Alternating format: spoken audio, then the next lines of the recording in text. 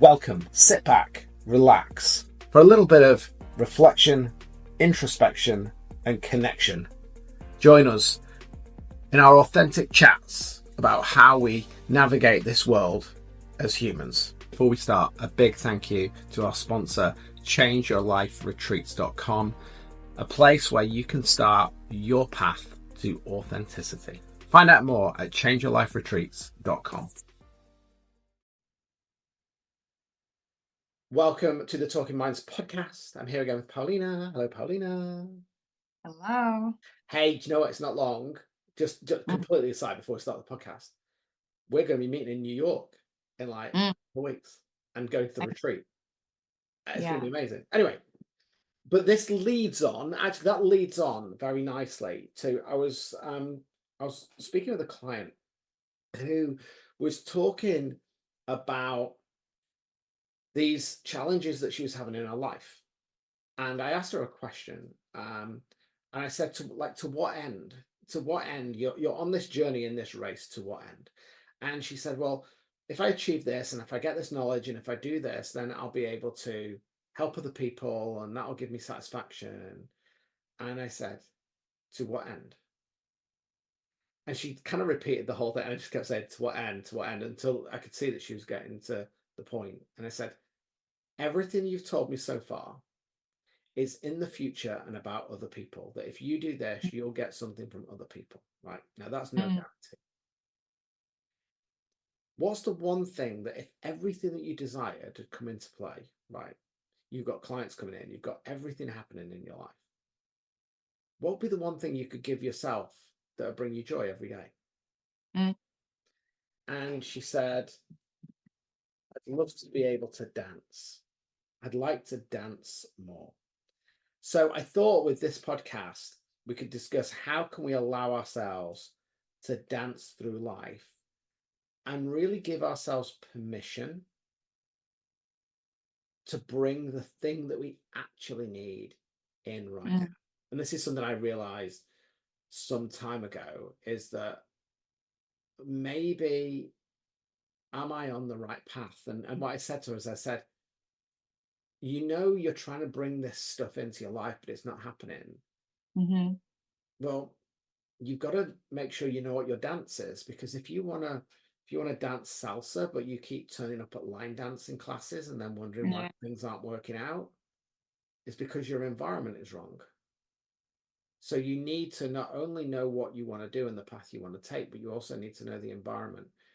So I just thought this really talks into what we're doing on the retreat as well, and these kind of 3-hour things that we're going to be doing as well at the retreat. Yeah, the workshops about giving yourself permission to be authentically yourself and, dancing right now.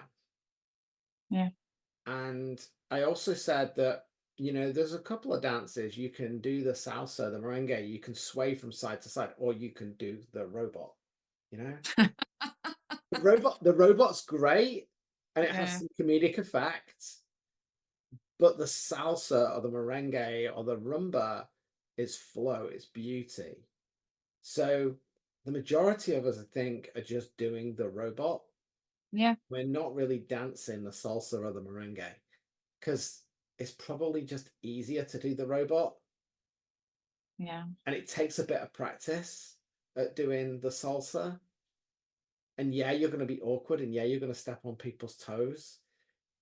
But it's all about giving yourself that permission just to dance.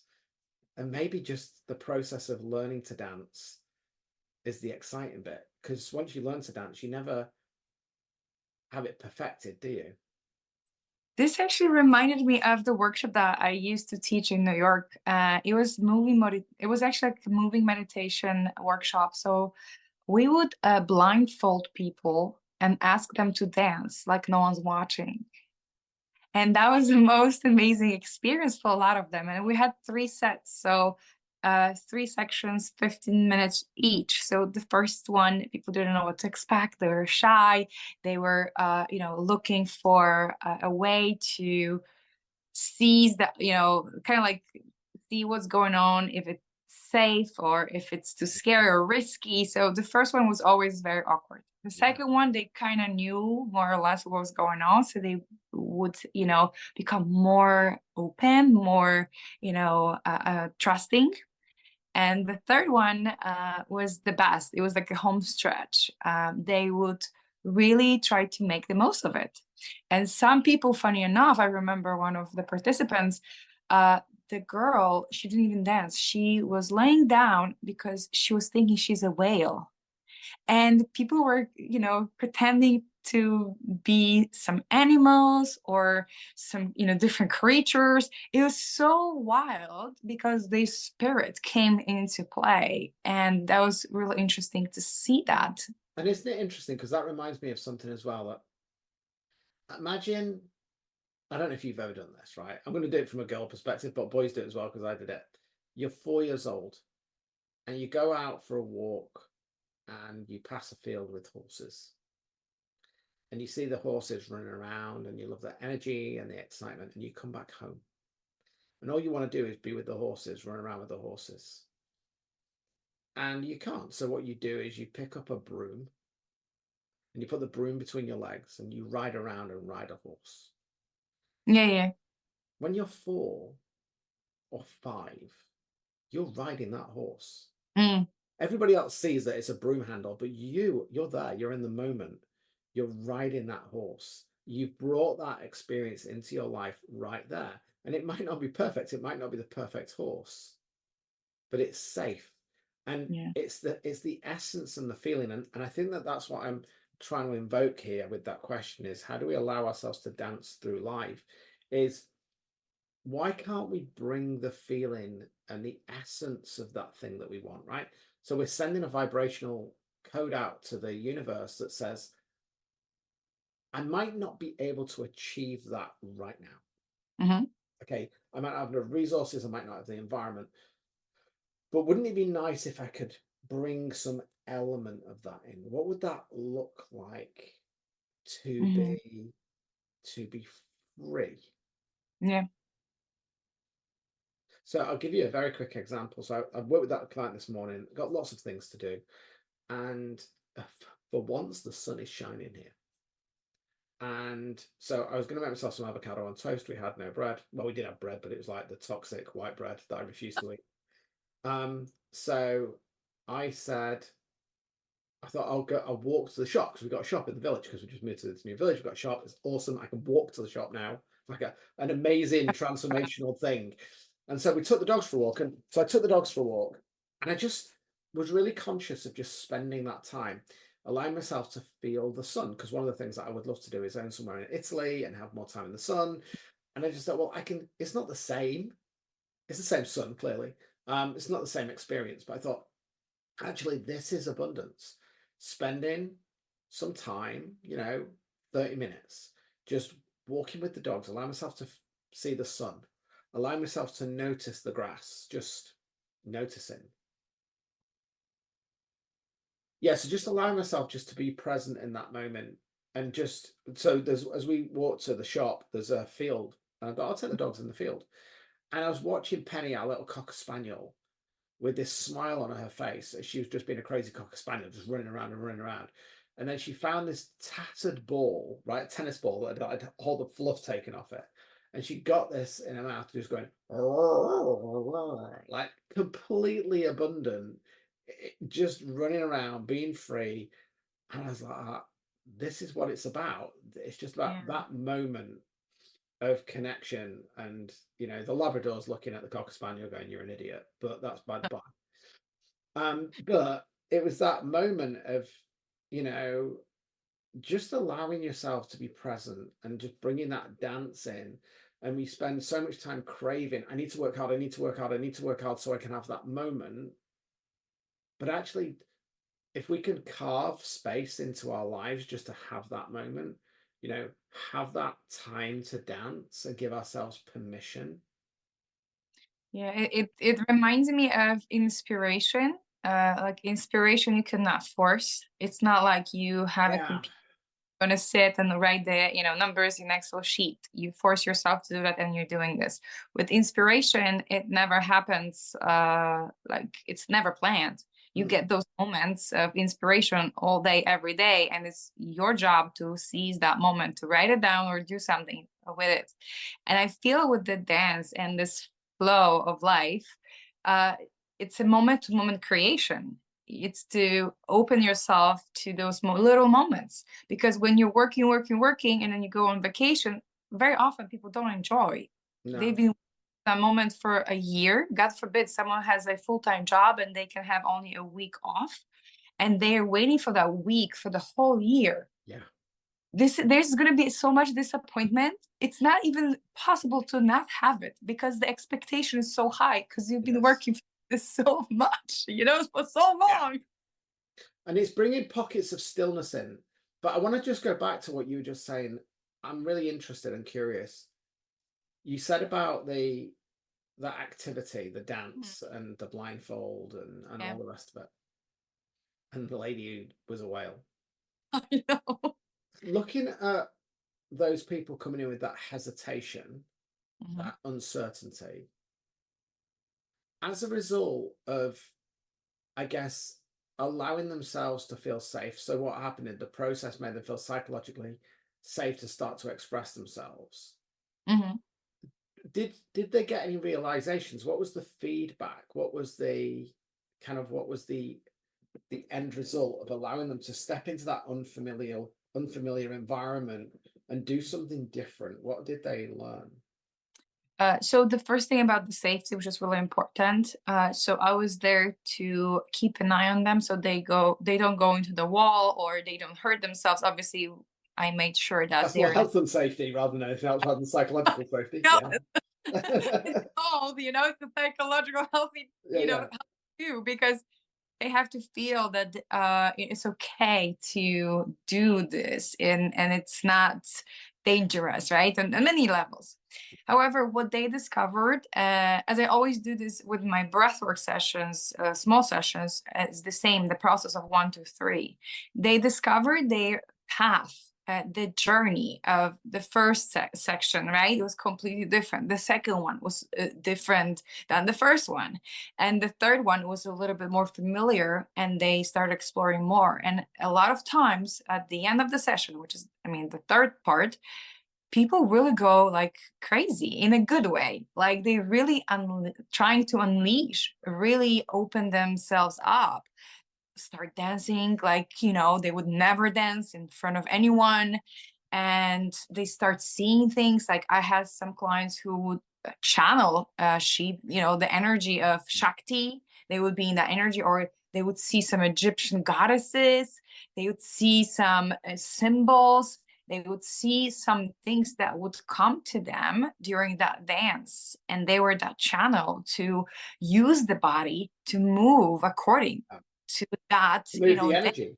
didn't know that they're dancing, Yeah. some kind of tribal thing, for example.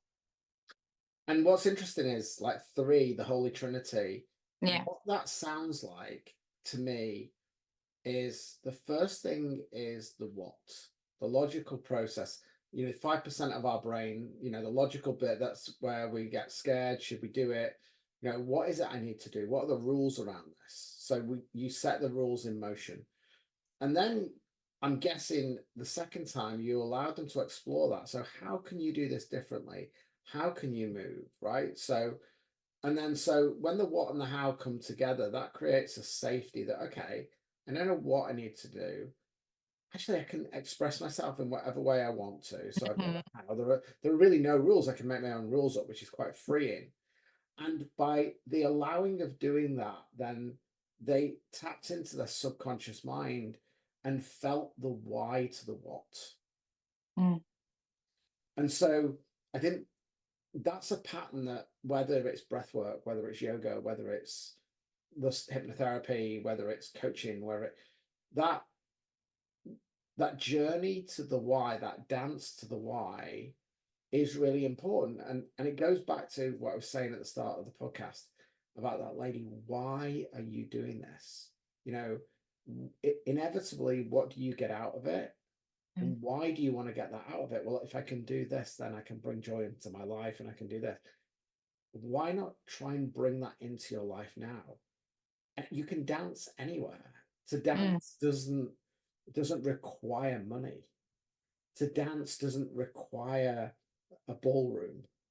That's true. And so That's I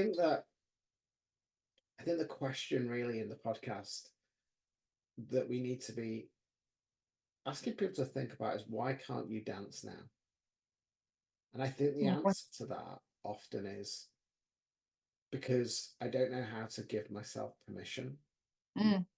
And often we need somebody to help us to just say, it's okay. I give you permission to be you. It's okay. I've got you. I'll guide you. I'll keep you safe. So you created those boundaries of Yeah. safety, health and safety, as well as spiritual safety. To just go and explore. This is safe. And I think this is one of the things, the pieces that are missing when it comes to facilitating transformation, because I know that's something we're talking a lot about at the moment, is that good coaches, good therapists, good facilitators facilitate the journey so that the client gains the insights. When there are so many Mhm. people out there that are going, do this, do that, do that, they're strategizing and telling you this is what enlightenment looks like. This is the path Yeah. to enlightenment. This is the path to transformation, which is not true. There is a framework and a kind of set of rules roughly guiding you in there. But the most important thing is that environment and that safety. Mhm. But the problem is you have to give yourself permission to start that journey. You have to give yourself permission to be awkward. You have to give yourself permission to go in and have that difficult conversation and really feel into, why would I want a conversation with this person? Mhm.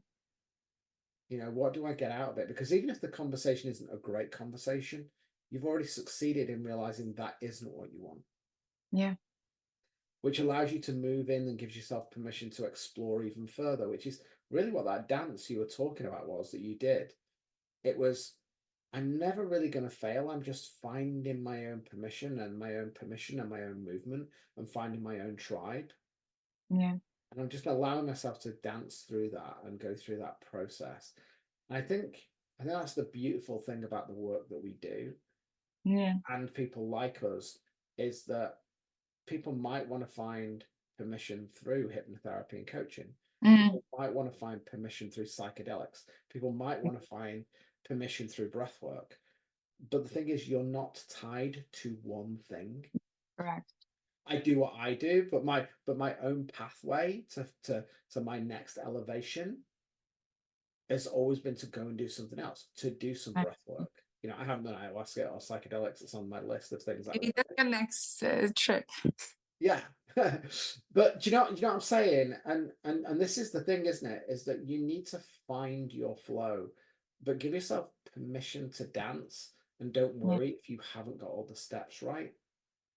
Yeah, and that's so true. And I feel that for me, I've spent over 15 years searching and I learned a lot of different tools. And as of now, breathwork is the most powerful because it's the foundation, even though my monkey mind is wanting to do so many different things and so many different, different methods. Yeah. Uh, Breathwork worked for me because it helped me and I see the value. However, it's not for everyone because some people prefer LSD, even though the breathwork can push you into that space and state of altered, mind or the consciousness, different way of perceiving things. But for some people, they need maybe ayahuasca, they need hypnotherapy, Psilocybin. Yeah. you know? However, what I would say is, and would you not agree with this? I would say 100% that even with the stuff that I don't do breath work like you do breath work. I'm not trained in breath work, but I always bring it back to the breath. So even if you were doing psilocybin, even if you were doing kind of microdosing, if you're doing any of that, when you blend these things to the breath, so when you blend hypnotherapy with the breath, it becomes more Yes. powerful. So when I had my kind of what I was called my transient, I'm going to feel it's like an LSD moment, right? Not that I've ever taken LSD, but it was that, wow, like my mind just completely expanded. It Yeah. was facilitated by doing the hypnotherapy, but it was facilitated Mhm. by doing the hypnotherapy and consciously breathing in life into that process. Yeah. So I think that I would say that, and how accessible is the breath? Yeah. Yeah. We all know how to breathe, but we Not don't proper. necessarily know how to breathe. I know. I did this. I did a lot of research on that. 70, 80%, even 80% of people don't know how to breathe, Yeah.